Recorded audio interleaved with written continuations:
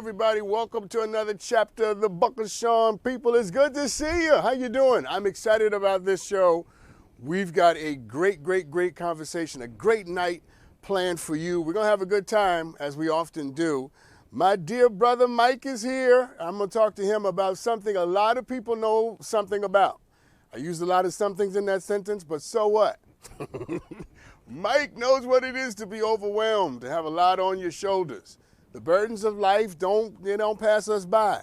Let's use the big word. The vicissitudes of life will come for you, and they don't care what your address is or your credit score. You hear what I'm saying? Mike's had to deal with that, but he's fighting a good fight though. He's carrying the load, and I want to help him understand how to do it better, how to do it differently, and how to come out with maybe a slightly different result. We're going to talk to him. We're going to do some Ask Dr. Sean. But I got some rundowns for you with the headline. Let's start right there. Play the bumper, people. Let's talk about Virginia Thomas. You know her, the wife of Supreme Court Justice Clarence Thomas. So we all heard that she admitted that she was at the rally. Funny how she never told us that when the rally happened, that she was at the rally. But she had to admit that she was at the rally. And it turns out she did more than just attend the rally. It turns out that she sent text messages to former White House Chief of Staff Mark Meadows, urging him not to concede the election.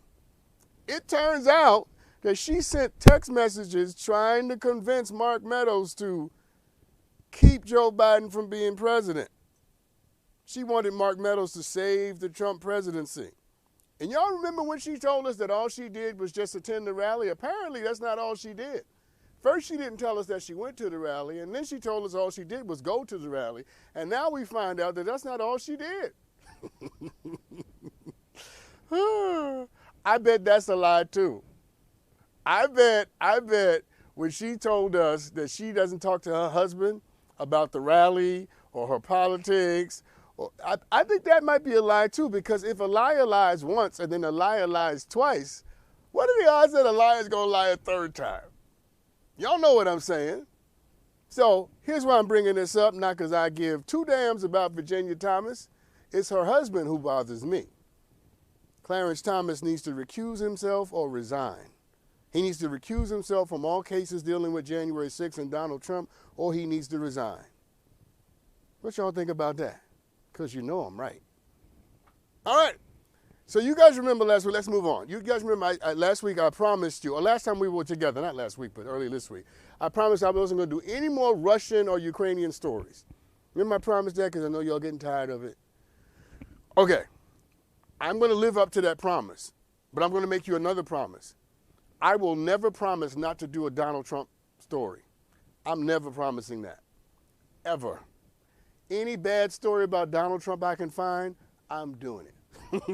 I don't care if y'all want to hear it or not. After 4 years of what that man did to this country, I am going to find every story I can about how he is. And I got one for you tonight, people. Welcome to the Book of Sean. Let's talk about what Donald Trump did this past week, a couple of days ago. So recently, this is going to shock and amaze you. Donald Trump filed a lawsuit against Hillary Clinton and the Democratic National Committee and 26 other people, claiming that they conspired to undermine his 2016 election. Did you hear that, Steve-O? Not the 2020 election, but the 2016 election. So he filed a lawsuit claiming that they sought to undermine the election that he won. He's suing people over the election he actually won. Not the election he's lying about, but the one he actually won. The lawsuit is full of so much deep state conspiracy that I don't feel comfortable sharing any of the details with you because I respect you too much as my audience. But the point is this. Donald Trump is so petty and so ignorant that he can't be satisfied with winning if it means that he can't get back at the people who challenged him. He is so full of resentment that the only thing he really cares about is grudges and resentment and getting back at people, that he will forego the joy of winning an election to experience the misery of suing people who don't care about him no more.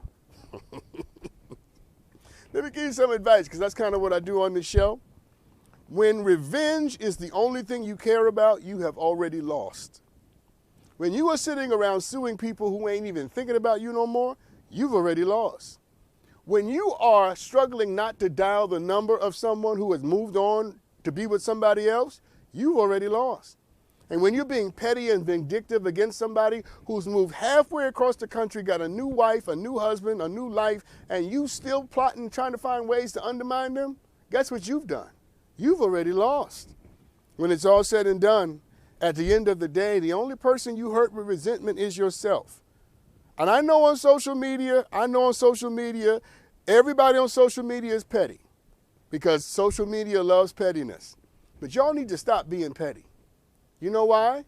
Because the only person you hurt with pettiness, as with resentment, is yourself. So let's end it with this. Hey, petty people, if your soul could speak, guess what your soul would tell you to do? Your soul would tell you to move on. So how about you listen to your soul and move on? Because that's what I'm going to do. I love this show so much. All right, today we are going to celebrate my dear, dear sister, Alexis Hopkins. This segment I'm calling You Go Girl. All right, you like that? Like how I call it that? You know, I ain't paying attention. All right, anyway, here it is. This week, history was made in Kentucky professional baseball when a professional baseball team in Kentucky drafted a woman to play on the team. You didn't hear what I just said. This week, history was made in Kentucky when a Kentucky professional baseball team drafted a woman to play on the team. Alexis Hopkins is her name, and Alexis was drafted as the 8th pick in the annual Atlantic League draft, and she is the first woman to be drafted for an on-field position. Come on, people. Y'all not going to clap? Y'all not going to celebrate? Women all over the world should be doing happy dances right now because this dear sister is breaking the bank. Now, she's not playing with a woman's professional team. She's playing on a male professional baseball team. You know, like the Yankees. That's my team. I'm from New York. Don't hate me. Or y'all out here, the Dodgers. The equivalent, right? All guys, she's going to be the only woman playing on the team. All right? And who knew that a woman could play on a professional baseball team? We all should have known it because there's no rules that say women can't play professional baseball. There's no rule that says a professional baseball team has to be full of men. There's no rule for that. We just assumed it. But Alexis Hopkins is tearing down that barrier. So these notes that I'm going to give right now are for Alexis, all right? Alexis, these are for you. These are only for you. Here's the first one. I'm going to give you 3 notes. Here's the first one. Alexis, most of the men in your team are probably going to treat you like crap. And they're probably going to treat you like crap because men can be very insecure. Don't take it personal. It's not your fault, it's ours. Note number 2, Alexis, pay attention, girl. I'm trying to help you. What you are doing will not be easy, but it will be worth it. So keep doing it.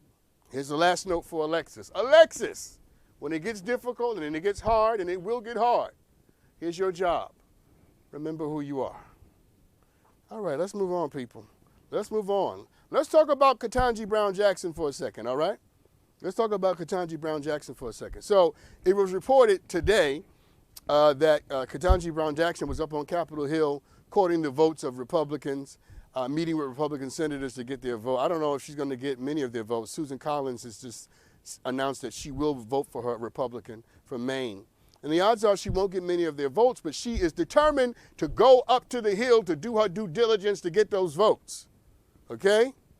And I thought it was striking to watch Ketanji Brown Jackson go up to Capitol Hill to talk to Republican senators who treated her like crap to get their votes. I thought it was important and striking, and I'll tell you why. Because we began last week with a black woman sitting in front of the United States Senate with dignity and with comportment.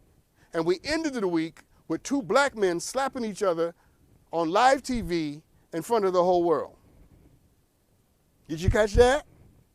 We began the week with a black woman showing dignity and grace and comportment and style. And we ended the week with 2 black men slapping each other on live TV. It's amazing to me, man. And just to be clear, just for any of y'all who have lost track with your reason, Ketanji Brown Jackson is the example we should follow, not Will Smith. And I love Will Smith. But Judge Jackson is the example that we should follow. And once again, we need a black woman to lead the way.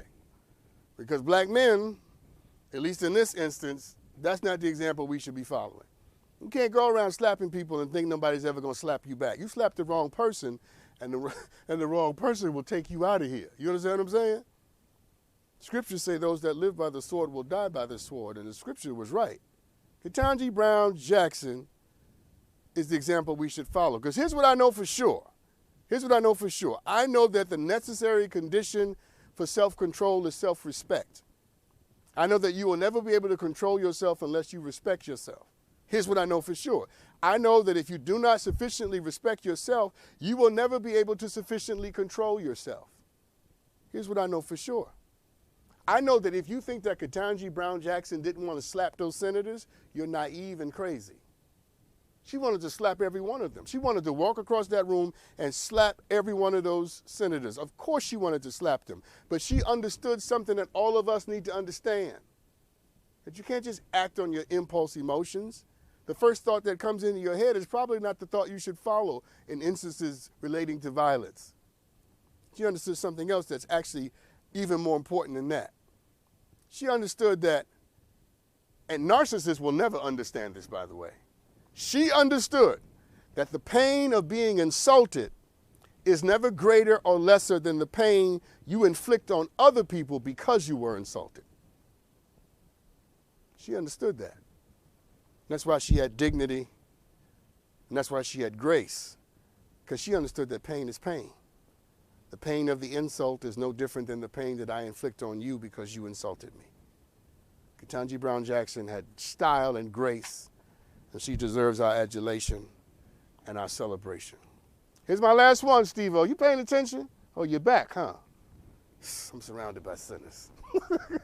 Let's talk about this one real quick. 4 million people. Did you guys know that 4 million people left their jobs in February? Did you know that? 4.4 million people left their jobs in February. Huh? And then in the month of February alone, 11.3 million jobs were open. There were 11.3 million jobs available for people in the month of February.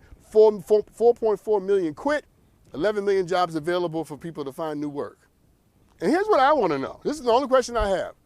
So when y'all quit your jobs, what are y'all going? Like, what are y'all doing? Y'all finding new jobs? Are you working for yourself? You know what I'm saying? Are you being a YouTuber? Is there a hustle going on that I don't know about? That somebody needs to put me up on? Because I need to know about this. Because if quitting your job is going to lead to more money, somebody needs to call me and talk to me about this. So if you quit your job in the last month or whatever, tell me what you're doing. Tell me in the chat. Because clearly there's something going on. And I need to know what's going on, okay? It takes a lot of courage to walk away from a paycheck. Don't you ever think that cowards can do it, because they can't. But I suppose sometimes freedom is better than money. And I suppose sometimes dignity is the thing you choose over any amount of dollars. You know, the worst kind of job in the world is the kind of job where people play with your future. As you sit around and make decisions without any concern for how it's going to affect your life. That's the worst kind of job, where people just make decisions whimsically. And they don't care about how those decisions are going to impact how you're able to eat and keep a roof over your head. They just make them because that's what they can do. They got the power to make them, and they make them. It's the worst kind of job. I've had jobs like that. And those are the worst kind of places to work. But when you know your value, and when you know that you are gifted, and when you know that you bring something to the table, you're able to look at the people who tried to whimsically play with your future and tell them, when it's all said and done, you're going to wish you had treated me better. You're going to wish you had been better to me and had a better part to play in my story. Because when I get to where I'm going, I'm going to tell the truth about you. And the truth will not be flattering. And when you're gifted, and you know that you are, you can say that as you walk out the door with your head up and your chest out, with no tears in your eyes, no insecurity in your spirit, because you know, in spite of what they did, you're going to be all right. Woo! Let's take a break, people. We'll be back with my man, Mike. We'll be right back. Welcome back, everybody. So apparently I said that Chris Rock smacked Will, but that's not what happened. During my rant, it was Will who smacked Chris. But y'all knew that, right? I'm slipping the tongue. I'm still right. And what else did I say wrong? Oh, that 2 black men slapped each other. Well, 1 black man slapped another black man. Really? Okay, how about we move on? let's let's talk to Mike. They got me doing corrections. I got a correction for them. Mike, come out here.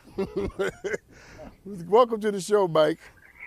Thank you, sir. Thank you. Listen, man, we're not gonna talk about Chris and Will, okay? We're gonna Okay. talk about you because I'm glad you're here tonight. You allow us to have a actually, some of this conversation might relate to at least one of them, if what I think happened is exactly what happened. But I know that you are here tonight because you are absolutely unequivocally overwhelmed, and I want to begin with the rubber meeting the road. Let me ask you this simple question: why do you feel overwhelmed, and what's going on? So what's going on is that I left my job working in television and I went back to school to get my master's degree in healthcare so that I can be a better provider for a family member who I am now a full-time caregiver for. And I just need some help with dealing with the anxiety and some of the feelings that come along with being a full-time student, working full-time, and being a full-time caregiver. And so I'm just hoping that, the good doctor could help me out today. Yes, I'm more than happy to try. Describe your life from your day-to-day existence. What do you do every day? So my day actually starts at midnight. So at midnight I get up. I have right now I have three classes this term. So we get our assignments on Mondays. So starting on Monday, I have to start reading anywhere from two to five chapters per class. I have term papers due by Wednesday. I have assignments due by on Sunday. So 12 o'clock to 6 o'clock, I'm up doing my homework. In the middle of the night when it's quiet, I can concentrate. By 6 o'clock, I either am headed to the gym or I'll take a power nap so that I can kind of just be refreshed. Then I prepare the meals for the day for me and for my family member, so that when I leave and I go to work, which I'm self-employed at this point, because I left my previous job, I go and I do that. So the meals are prepared so that they don't have to do anything stressful or anything that they're not capable of doing because of their situation. And then I'm back here by 6 o'clock, 7 o'clock in the evening. I make sure that dinner's ready. Make sure that if we need to do physical therapy, if we need to do anything things like that, that's done. And then I lay down. I'll sleep from about 8 o'clock. I'll take a 4 hour nap, and 12 o'clock I'm back up doing homework. Wow.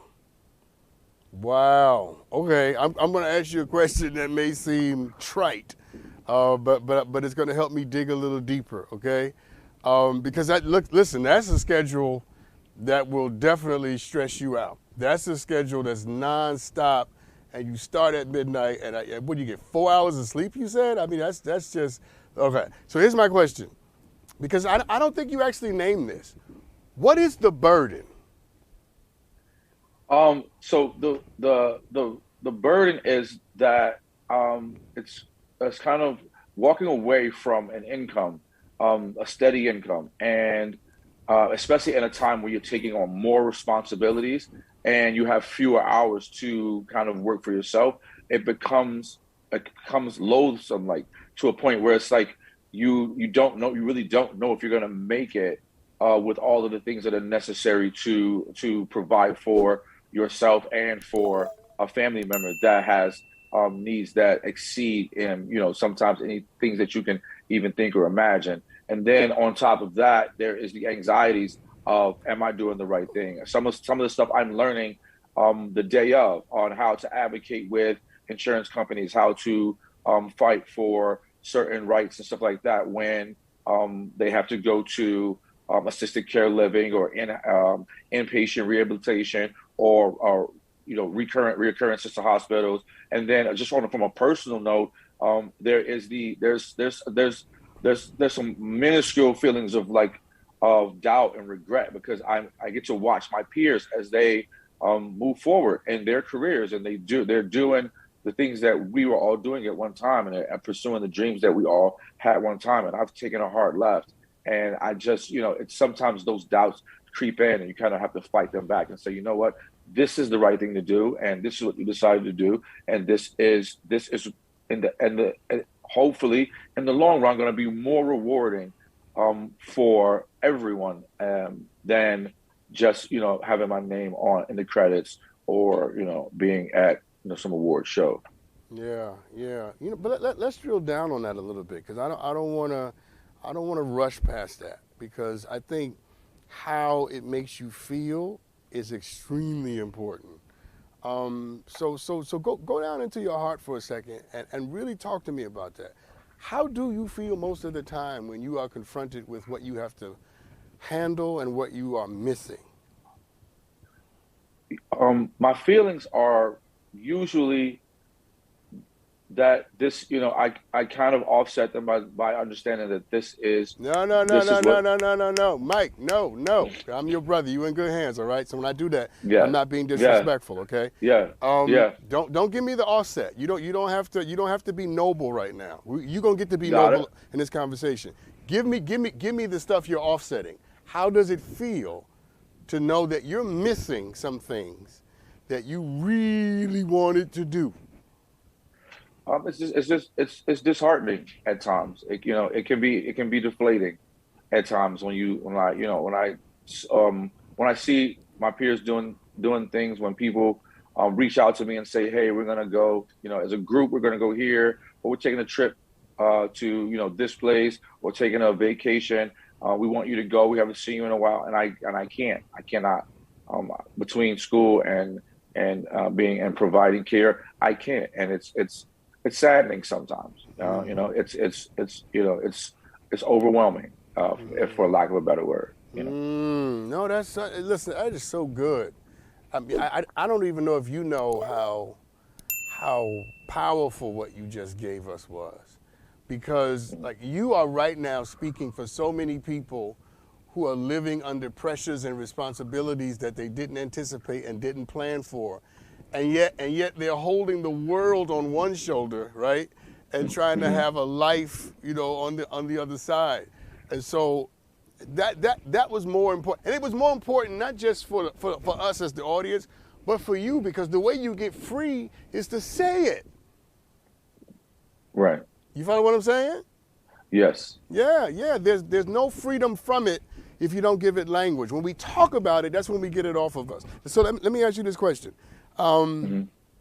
Living with all of this responsibility and anxiety and pressure, what is it doing to you? Is it manifesting physically in conversations and relationship? What is it doing to you? It's not manifesting outwardly. It's not, but it does cause me to be anxious a lot, because I feel like I'm forgetting something. I have a to-do list for everything. I'm constantly checking lists. Sometimes I don't know where I'm going until I check where I'm supposed to be going next. And it becomes overwhelming, and then it becomes I feel like sometimes it just becomes dark, and it's like that voice of doubt.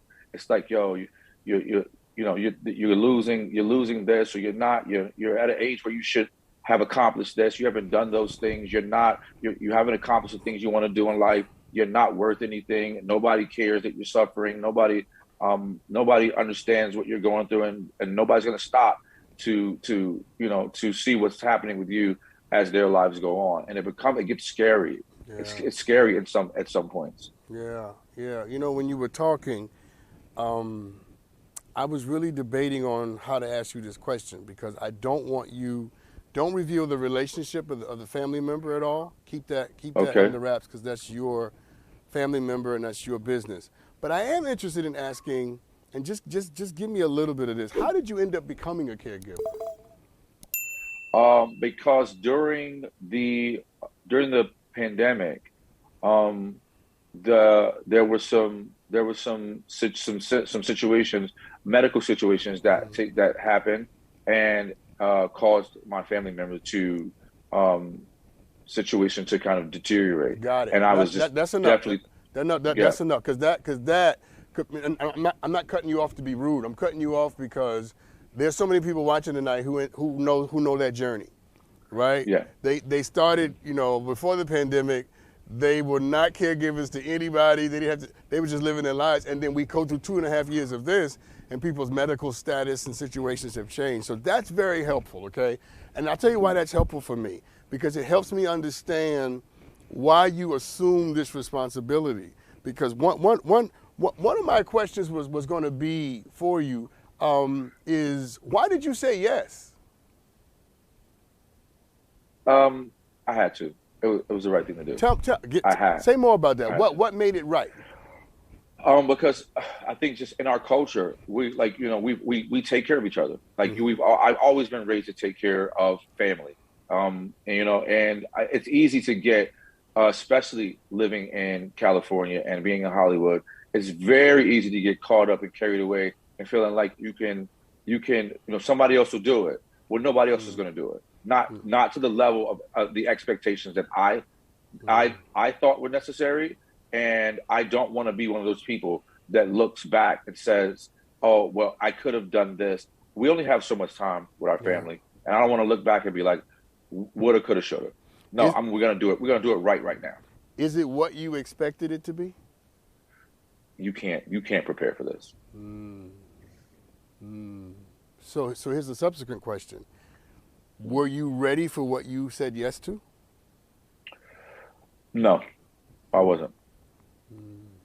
How do you know that? Hold on, because I see it in your face. I see it in your face. And that's good. And that's good because your heart is talking now. Tell me what about it that you realized you were not ready for?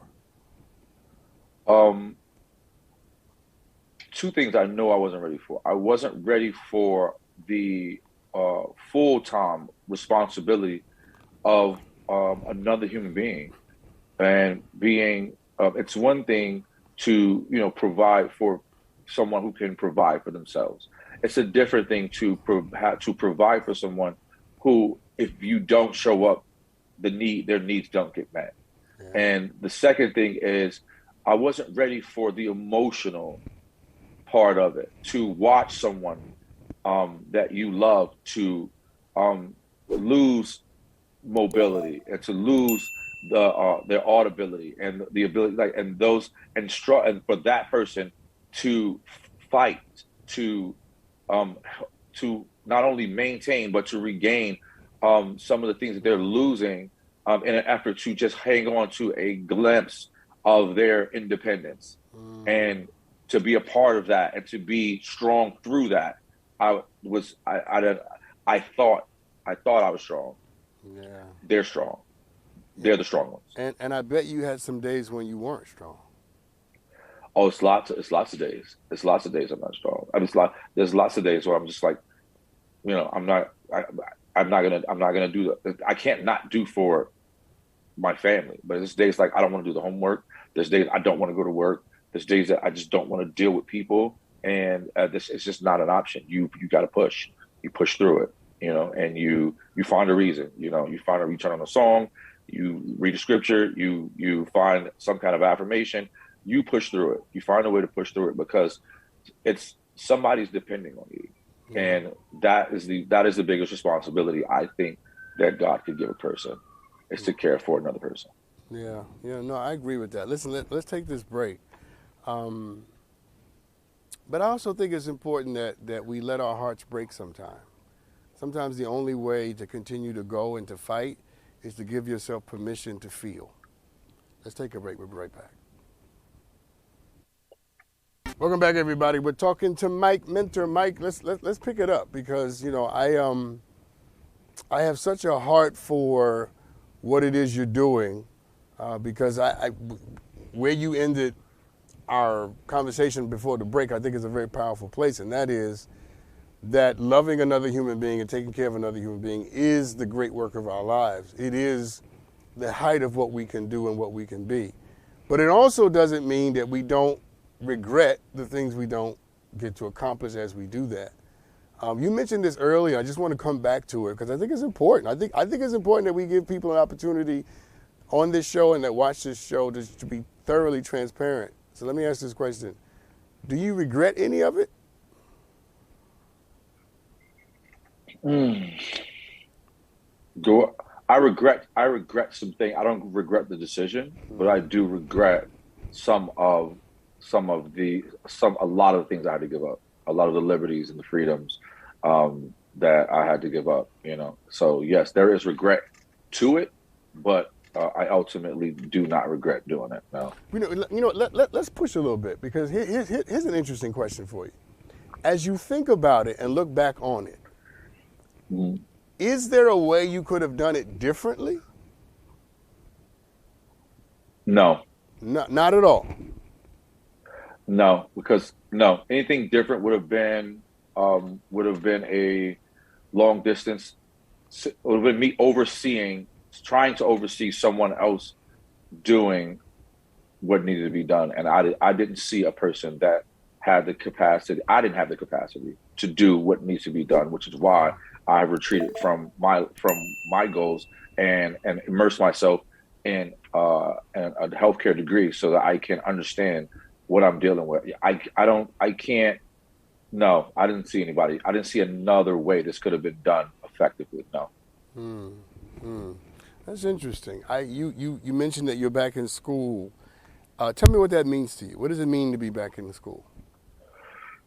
Um, it's a different life. You know, it's a different life. It's going from a place. I mean, of course, I had my job. I had superiors. I had people that I had to answer to, but I had a great amount of freedom and liberty, creative freedom, creative liberty.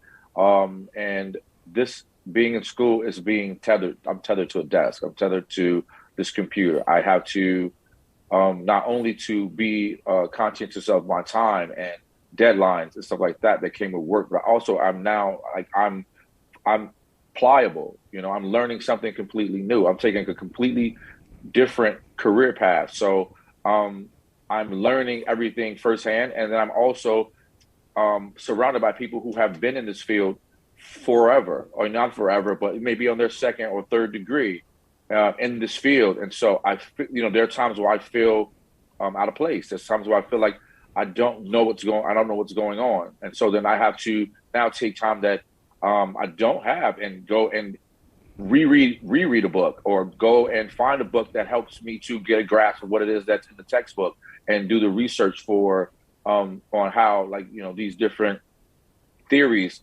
of apply to human life, and how it's going to be the betterment for somebody else. And so it's a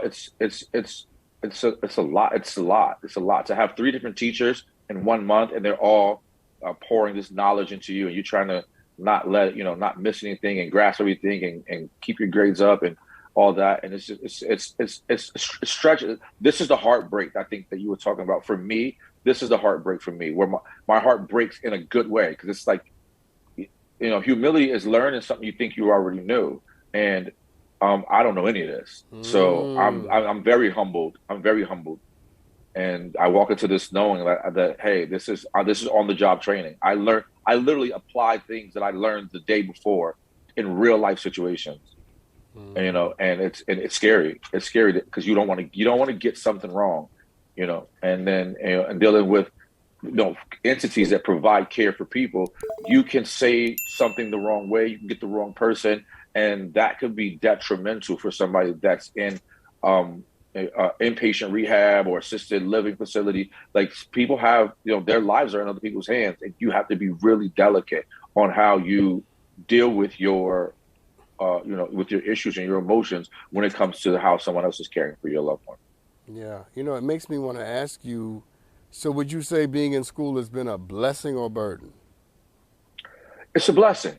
Okay. It's a blessing. It's a blessing. It's a Okay. blessing. How so? How so? Because for me,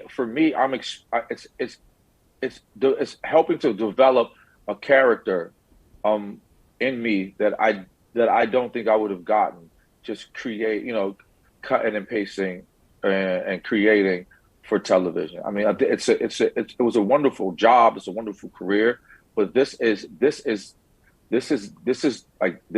guts. This is like, this is refining my character. Yeah. It's teaching me how to look at everyone with onus and respect. It's teaching me how to embrace people that are different. It's teaching me so many things about humanity that I took for granted. You know, being having my own office and being able to close the door and and not deal with the world until I was ready to do so. This is immersing me in all of the darkest, grayest parts of being a human being and finding the good and the strength in that. When I hear you say that, it changes what I was going to say to you. Because what I was going to say to you was that at the end of the day, you will probably have another chance to do a lot of the things that you were doing, and you probably will do them at a different stage of the journey. So just because you're not doing it now, just because you had to put it on hold, doesn't mean that it's never going to happen again. And I still think that that's true, by the way. But what you just said is even more poignant and powerful in this way. That it might, and I don't know enough to sort of make this claim, and I don't have to do any more cleaning up tonight. but I'm going to say this anyway. It might be the case that the way you were doing it, even though it was fulfilling, even though you had a good time, that you were not developed in the way that you needed to be as a human being to maximize what you were doing. Absolutely. And sometimes life will take you in a direction to make you grow, so that when you come back to the road that you're born to be on, you come back a different person. I truly believe that. I know you feel overwhelmed, and look, it's easy to give you strategies for that. Here's a couple of them. You ready? Yeah. These are gonna sound trite, and I'm sounding trite on purpose, because Okay. I'm making a point. Take time for yourself. Talk to people about your burdens, because at the end of the day, your burdens need to have the capacity for you to communicate those things, and that which you put in language becomes easier to bear. Okay? Yes. I'll give you one more. Surround yourself with people who are also going through what you're going through, carrying what you're carrying, so that you don't have to explain, they understand, and you can speak in a very special language to people who are also caregivers. And all of those are great things to give you and understand. But here's what I really want to give you, okay? What I really want to give you is a pat on the back. What I really want to give you is to say to you, well done, sir. Well done. Well done. I don't know who your mother and father are, but you have honored your mother and your father. You've honored your grandparents. You've honored your great-grandparents. You've committed yourself to love. You've committed yourself to taking care of somebody. And yes, it's overwhelming. And yes, you're dealing with a lot. But I want you to understand something that I think is deeper than finding a group to support you or finding someone to help you to even be a caregiver. I want you to understand that what you did, it's honorable. It's honorable. It is what we should do. And it comes with a price, and it comes with a cross, and you are bearing that cross. But I want to say to you in no uncertain terms that you will be the better because of it. That what you're giving out right now, sir, it will come back to you. Lord have mercy. Yeah. That the love you're giving out is going to come back to you. The seeds, the caregiving that you're giving, it's going to come back to you. And I want to say this to you too. They're going to make me take this break because I'm over time. That the way you were, like I'm in television because I know how we are. The way that you were, that was going to come back to you too. And I'm so glad that you did the right thing, made the right decision to change that energy. And so if I were you, even being overwhelmed, I would get ready, for the love that you're giving is the love you're about to get. And that's all I got to say about that, man. Listen, man, thank you for coming on. Thank you. It's my pleasure. Listen, everybody. Listen. Did y'all get that? Yeah, loving people won't be easy. It's never easy, but it's still the right thing to do. Do it every chance that you get, even with the overwhelming feelings. All right, let's take a break. When we come back, we'll do some Ask Dr. Sean right after this. Welcome back, everybody. So, listen. Mike is a very interesting case because he is struggling with making a decision that he doesn't regret. What he regrets is what he feels he's missing, right? And I think what I tried to help him understand is you're getting what you're supposed to get right now. And what you got in the past was good for the past. This is the lesson you're supposed to get with all of the burdens and overwhelming feelings. Because clearly you can see from that conversation, he's growing. You know what I'm saying? He's growing. He's changing. And he can identify the change. And that is the key to living a great life. I wish I could say this because we let him go. But he's probably on the edge of an extraordinary experience because he's sacrificing and loving and growing at the same time. Nothing but good can come from that. Okay, let's do some Ask Dr. Sean. You guys always send me great videos, and I love you for that. Thank you for the great videos, people. I got one sent in by Constance. Let's take a look at it. Hi, Dr. Sean. I really hope you can help me with this situation. My mom is a smoker, but I am not. And I have been trying for years to get her to stop, but she refuses to do so. When she visits my home, she respectfully will go outside and smoke, and I appreciate that. However, when I visit her home, she freely smokes right there in front of me. My eyes burn, my breathing, I could barely breathe, and my hair, it smells like smoke for days. My problem is I continuously make up excuses to not visit her because I'm tired of the smoke. Dr. Sean, how do I tell her that I am refusing to come over because of the smoking without hurting her feelings? All right. Listen, great question, by the way. Here's what I'm going to invite you to do. You ready for this? Okay?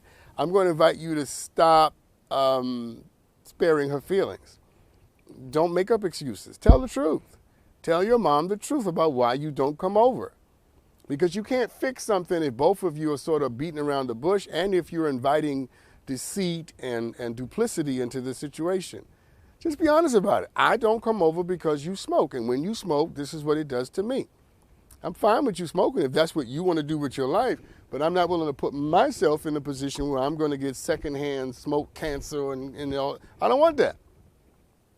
And it's not about hurting her feelings, okay? It is about her knowing what her behavior is doing to you. That therefore, consequently, subsequently, invites her to have a conversation with you about how to have a truce. You see, you're not going to get her to stop doing what she wants to do because she's grown and she's your mama. And when your mama is your mama, you don't get to tell your mama what to do. Unless your mama, is really sick and in the bed and can't slap you. But if your mama is still healthy and moving around, you ain't going to tell your mama what to do. That's not happening. It's her behavior. She's responsible for it. It's what she wants to do. Fine.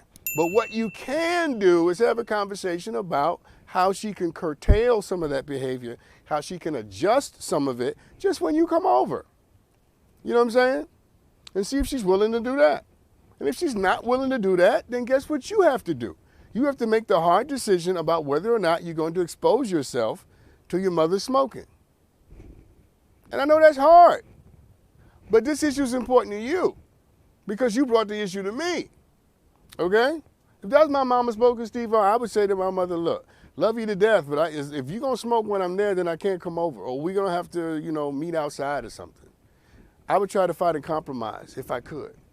If you can't find a compromise, then you just have to live on the truth. And you have to make a decision as to whether or not smoking is that big a deal for you not to be around your mother as much as you would like to. I can't tell you if that's the case. Only you get to decide. But here's what I can tell you. You ain't changing your mama. All you can do is to get her to amend some of her behavior when you two are together, in the company and the presence of one another. That's all you can do. And she's your mama. She loves you. Lean on that, because that always works with mothers.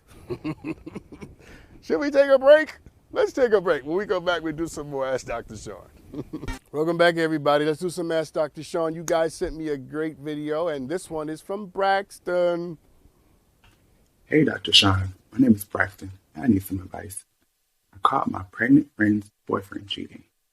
Do I break this to her even though she's pregnant? Okay.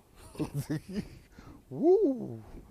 Okay, let me see if I got the lay of the land. You caught your pregnant friend's boyfriend cheating. And you want me to tell you if you should share that information with your friend. Okay? I'm scared to ask what you would do because you play from a different moral bag than I do. Steve-O's probably like, don't say nothing, bro code. You think there's a bro code with this? No, it depends on how close. First of all, you sinner, there's no bro code with this, okay? This is your friend. Don't listen to him. Listen to me. Doctor, not doctor. Sean, Steve, no. Listen to Sean. Here's what I got to say. Look, you have to tell your friend, okay? If you caught him cheating and she's pregnant, I mean, her being pregnant is you know, listen, you're not trying to ruin anybody's pregnancy or have some induced labor situation. So it may be a matter of when you tell her. That might be something you might want to think about. But I always stand on the side of honesty. I just always think it's better if people have the information. And here's what I say to people, and you listen to this too. If you don't like the part you play in the story I tell, you should have been a better person. Don't get mad at me because I tell the truth about you. How you get mad at me because I tell the truth? I just think I would want to know. If I were her, I would want to know before I start building a life and building all of these plans and visions and dreams. And I'm building it with somebody who is cheating. Now check this out. This is the thing. He's cheating on her while she's pregnant. And I'm assuming she's carrying his baby. So she's carrying his baby and he's out cheating, which a lot of men do, by the way. A lot of men cheat when women are pregnant. That's a whole nother show we could get into. And there are reasons for that, but it doesn't make it right. I'm just saying I think your friend needs to have the information. If this is truly your friend, because you said friend, you didn't say, he didn't say best friend, right? Listen, if you have a close relationship with this person, they should know. If this person is just an acquaintance, just somebody who's at arm's length, then you might need her friends, her real friends, to be the ones to tell her. Okay? Does that make sense? Because I would want to know. I want to know if somebody's cheating on me. But I'm not entirely sure, depending on how close you are to her, if you are the right person to tell her. But if you're close to her and y'all are real friends, best friends, longtime friends, then the obligation, the first gift of friendship is honesty. And always ask yourself what you would want her to do if she was in your shoes right now. Okay? Good luck with that. I'll be praying. Someone emailed me this question. My wife is an excellent cook, but most of her meals are unhealthy. I recently started a healthier lifestyle, and I no longer eat her cooking. Unfortunately, she sees this as a sign of disrespect, and she has stopped speaking to me. How can I tell her that her fattening cooking no longer works for me? Well, you can start by not calling it fattening cooking. Don't add a pejorative connotation to the meal, okay? Even though it probably is fattening and you probably have made a correct assessment for your health. Here's how you do this. I think you want to talk to your wife about what your goals are and why these goals are important to you. Have a conversation about why health has become an important part of your story and your identity even. See, if you let people into why you're doing something, not just what you're doing, they'll line up with you twice as fast. Most of the time, we don't let people understand why it is we're trying to accomplish something, and then we expect them to, have an emotional connection to what we're doing. People can't have an emotional connection without all the information they need to be emotional. So I would not make this about the cooking or the food. I would make this about your goals, your identity, the things you're trying to overcome, and make sure she understands that her cooking is not really the thing you're trying to overcome. You see what I'm saying? If you make it about the food rather, then her feelings get wrapped up. Because, I'm assuming maybe y'all are African American, whatever race you are, food in most cultures is about love and connection and relationship. If you make it about you overcoming her food, then she takes that personal. But if you make it about you trying to accomplish something that's unique to you and what you're trying to manifest and become for her, that's a different conversation altogether. She may not see it the way you see it, but at least you've invited her halfway down the path to have an open mind about the situation. And that's all you need. People sometimes will never understand what you do or why you do it, and they may never co-sign the fact that you're trying to get it done. But when you love somebody, You have a responsibility to take them into the logic of what it is you want them to accept. Don't just hand somebody a set of behaviors or hand somebody a set of consequences or changes, and then you expect them to be excited about the fact that you are no longer eating their food. You can't say to your wife, I'm no longer eating your fattening food, your old fat-inducing food. You can't do that. What you say is, listen, I need to live for you. I need to live a long time for you. I want to be here for you. I want to be old with you and hold your hand. And when the gray comes, I want to be the person that sort of pats it away. I want to be the person who loves you. I want to be here. And to be here, I have to be healthy. And to be healthy, we have to find some different food to eat. That's how you do that. I hope she starts talking to you again. Y'all be good to each other. Thank you, Mike. Thank you for watching. See you next time. Love you. And I mean it.